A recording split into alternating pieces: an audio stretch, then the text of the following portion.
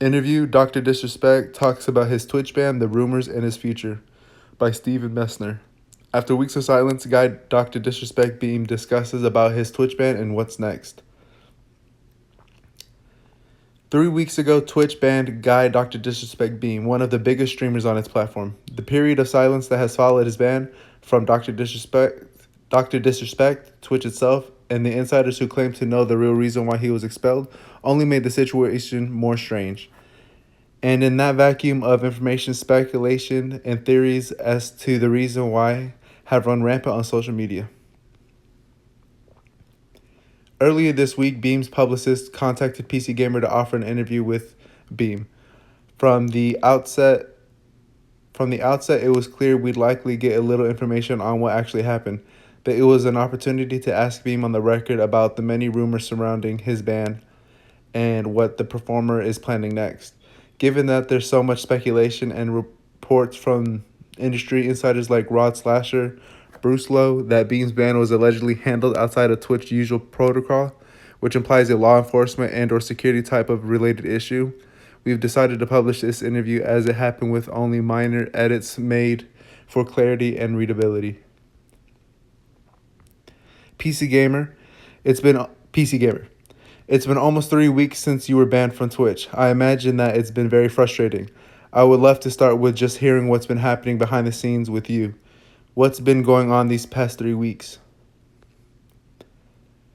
Guy Dr. Disrespect Beam. Sure, I mean, well, a lot of stuff, obviously. You know, while it's unfortunate that I'm off Twitch, we're definitely working behind the scenes on what a doctor return might look like. In terms of the specifics around that, we're not interested in exclusive at this point. We're exploring our options and honestly just can't wait to get back into character soon. We have a lot to do and I'll be wherever fans want me to be. And you know, that's been our approach. When you say you're not interested in an exclusive, can you clarify that? Well, let's just say all the cards are on the table. I'm more focused on just making sure whatever we do next, whether it's a platform move or not, what it's that. Let me reread that. When you say you're not interested in an exclusive, can you clarify that?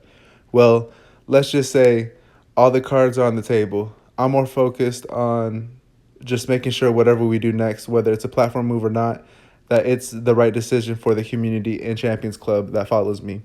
And that makes sense to what I want to continue to accomplish with this character in terms of taking things to the next level. And whether it's streaming or outside of streaming, so it's just being conscientious of that decision. In a follow-up email, Beam clarified he's even considering streaming independently on his championsclub.gg website, in addition to other big options like YouTube and Facebook. Guy Beam. I've seen all the theories, I've seen all the possible conspiracies, and it's just like I'm just not interested in engaging that type of stuff.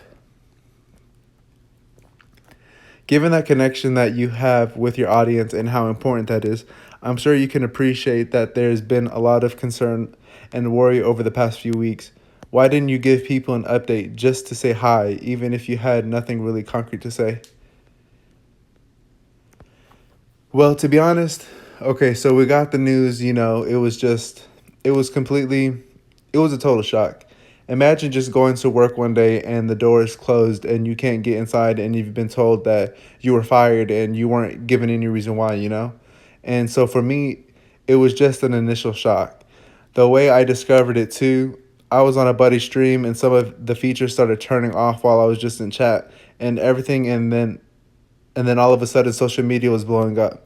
I got on the call with my team and after one quick email, it was all over.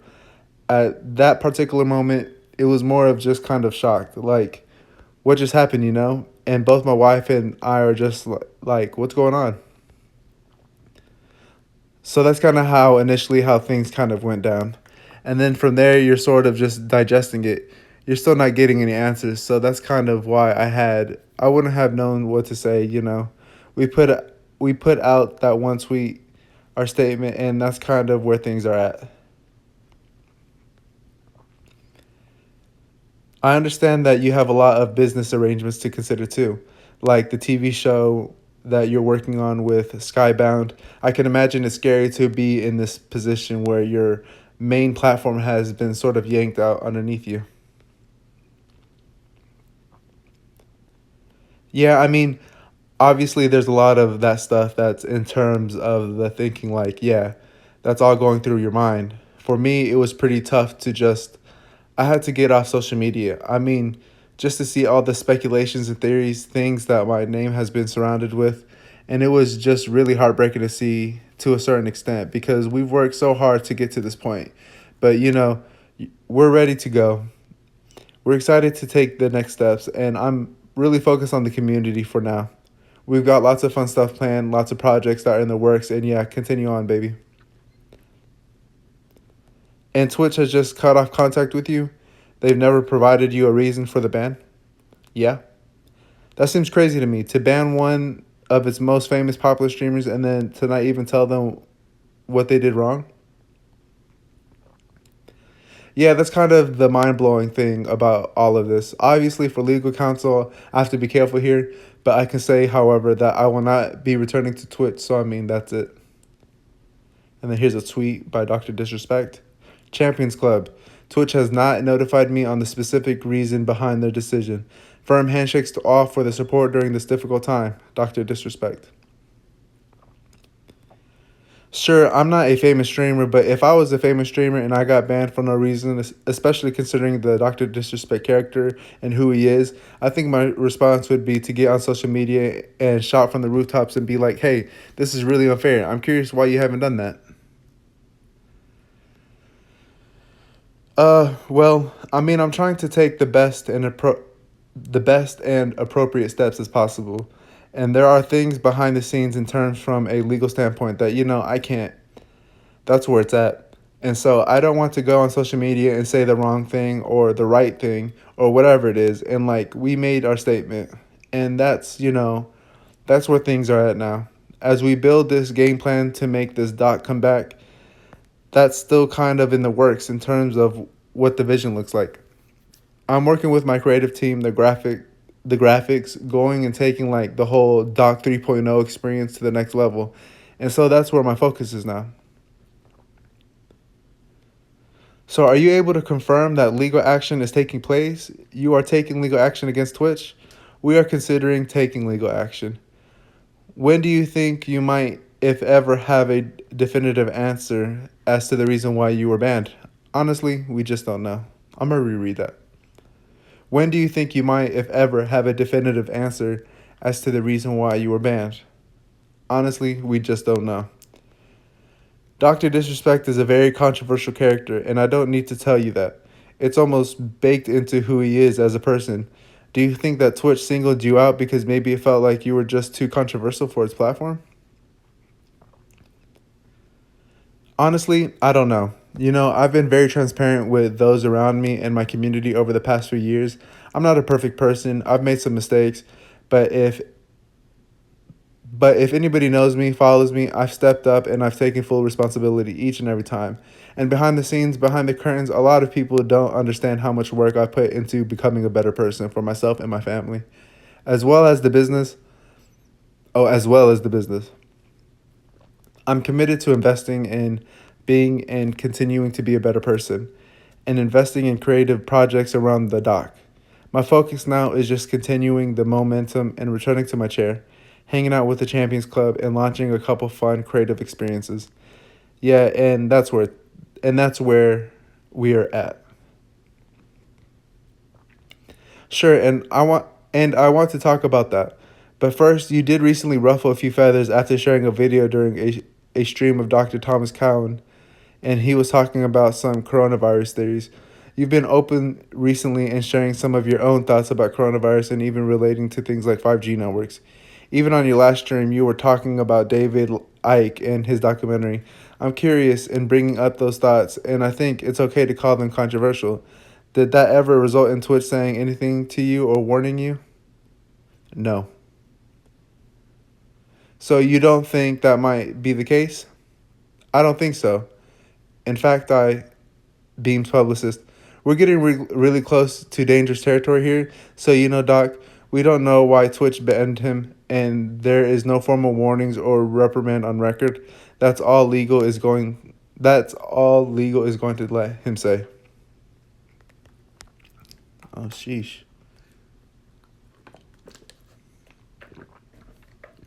Okay, I just have one question that's semi-related because there's also this current climate online of people coming forward to share stories of sexual harassment and abuse in the games industry. Twitch recently has banned several streamers who have been outed as sexual harassers, abusers, and otherwise toxic individuals. To your knowledge, is your Twitch ban the result of some alleging that you harassed, abused, or assaulted them in any way? Listen, I'm not interested in engaging crazy speculation. I've seen all the theories. I've seen all the possible conspiracies, and it's just like I'm not interested in engaging that type of stuff. I have a great community of loyal fans, and I'm totally focused on getting back and delivering great, entertaining content. And that's where the focus is. Okay, let's switch gears here a little bit then. Let's talk about this reboot. What can you tell me about what you're looking to do right now? Oh man, you're going to have to tune in to find out. That's part of the fun. I think that's one of Doc's things. I think that's one of Doc's things is doing these cool projects and the big surprise element that are involved. Whether it's directly through the stream or a combination of social media and the stream, but fans should expect Doc 3.0. We're launching new cinematics focused on pushing the envelope just like I've tried to since I've started streaming. And that's the focus.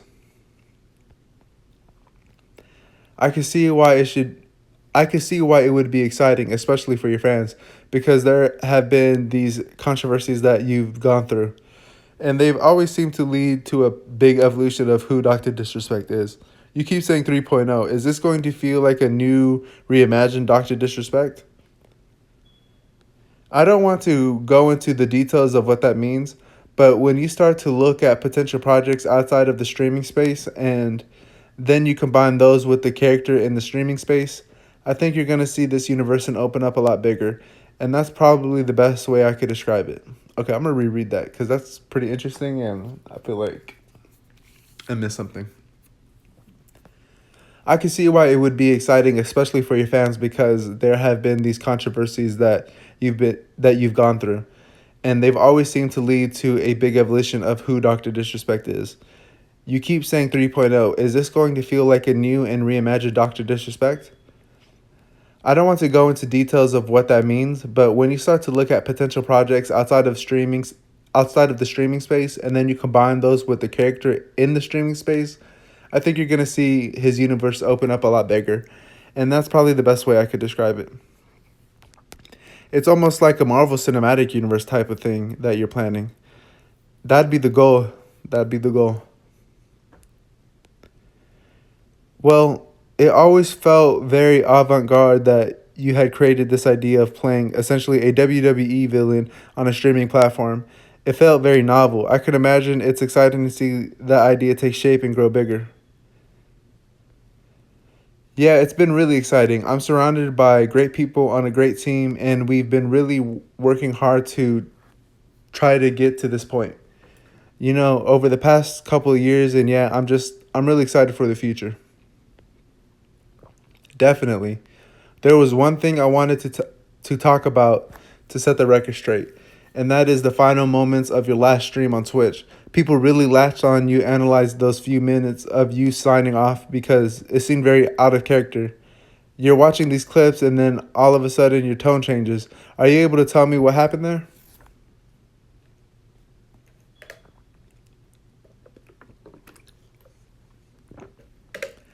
Again, I've seen all the types of theories and speculations out there, and it's gut wrenching and disheartening. But in terms of that particular piece, I could speak directly to that was just, I was in a moment where I was just sort of taking in what's going on in the world. If people had context of that clip going into it and then coming out of it, all I was talking about was just the state of the world that we're dealing with. Dealing with the protests and the coronavirus and everything that was happening. It's just like, man. And at that particular moment, I think I was just kind of going through when can we break this funk of 2020? It was just me being real on stream, and that's pretty much the context of that. Is that pretty normal for you to break character like that during your streams? Yeah, I would say so. Whether it's a personal story with, like, it could be related to my daughter or sports or growing up, I sometimes will step out of the fictional character of the doctor just so I could tell more of a human sided story or a personal story.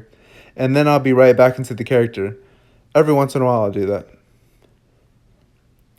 Everyone was watching the clip being like, this is the moment he found out. But you're saying it was completely unrelated. I'm sure you can appreciate how suspicious that looked in hindsight, having this final clip of your final having this final clip of your final moment on Twitch captured like that. Yeah, it's interesting timing for sure. You said earlier that you're not interested in an exclusive deal, but is there a specific platform you're looking to migrate to in the near term?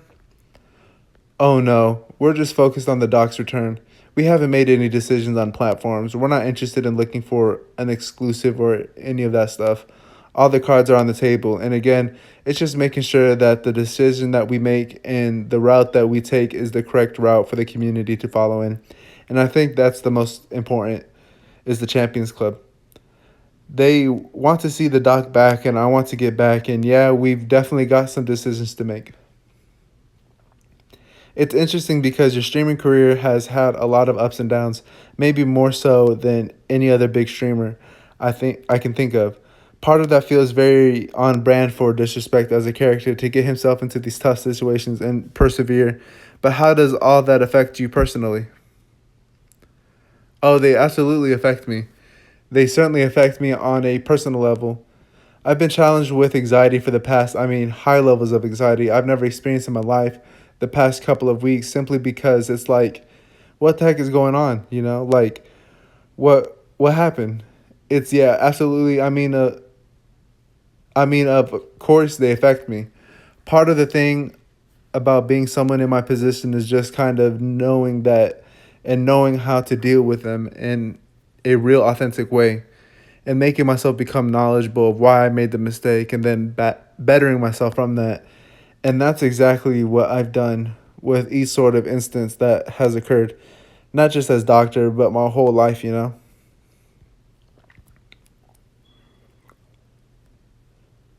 were talking about how hurtful it has been seeing social media speculation and stuff like that.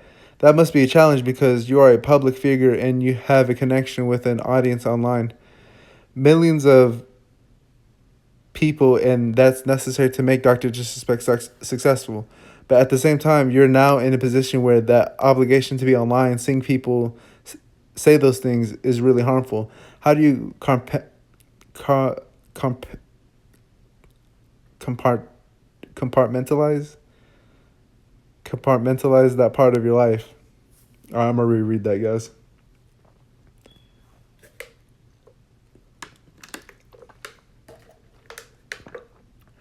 You were talking about how hurtful it has been seeing social media speculation and stuff like that.